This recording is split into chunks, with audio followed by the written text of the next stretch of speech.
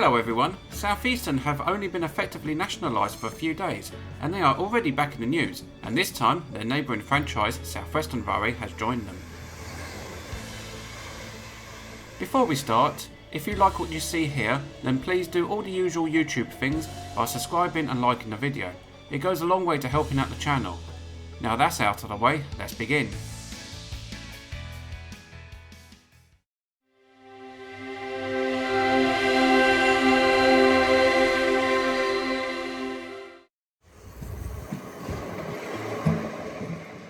On October the 20th, 2021, a group of passengers have been given permission to sue Southeastern Trains and South Western Railway by a London court. The reason for their action is that they believe that cheaper fares were hidden from them by the two operators. If they are successful at trial, then they could claim up to £93 million from the operators. The dispute is over what are known as boundary tickets. These tickets allow you to travel from the edge of a TfL fare zone to anywhere else on the network without having to get off the train at a boundary, purchase a new ticket so that you can continue your journey. For example, if you want to travel from London Bridge to Sevenoaks and you already hold a valid Zones 1 to 6 travel card, this means that you already hold a ticket that can get you to the zone boundary at Knockholt. Therefore, you only need to buy a ticket that allows you to travel from Knockholt to Sevenoaks, which is cheaper than the full fare from London Bridge. Without a boundary ticket, you are effectively paying twice for part of your journey as you already have the travel card.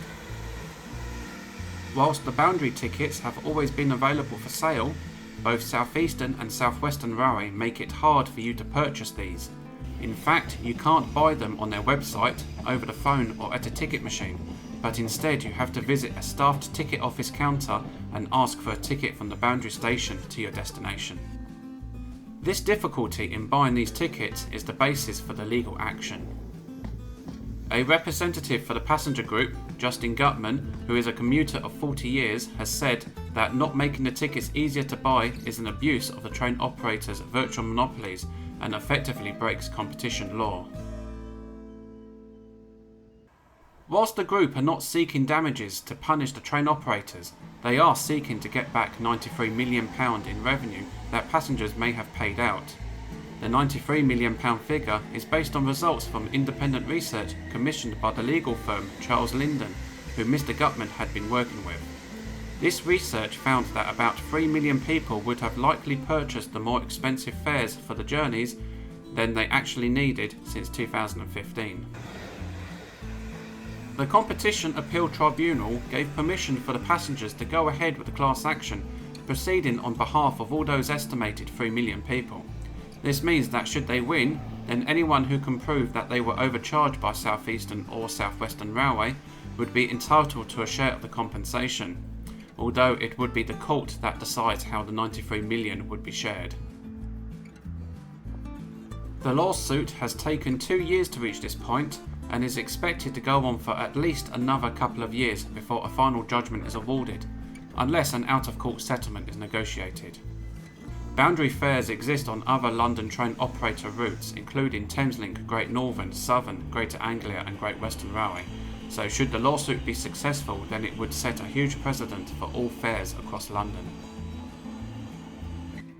Both South Western Railway and Southeastern have defended themselves, with a spokesperson from South Western Railway saying, "We are committed to providing customers with the best range of fares and ticketing options, including online, via mobile phones, in person and over the phone. We believe that all the ticket options available are in line with legal and regulatory requirements, and we will continue to defend ourselves robustly in this case." Southeastern have previously said, Go Ahead will be considering the tribunal's judgment in detail, but continues to consider the claim against LSER to be flawed and unsustainable. It is noted that this statement came from London and South Eastern Railway before GoVia was stripped of the franchise this month. Well, that's all for now. If anyone here feels that they may have been affected by this, then I will post a link to the case in the description. Until next time, goodbye.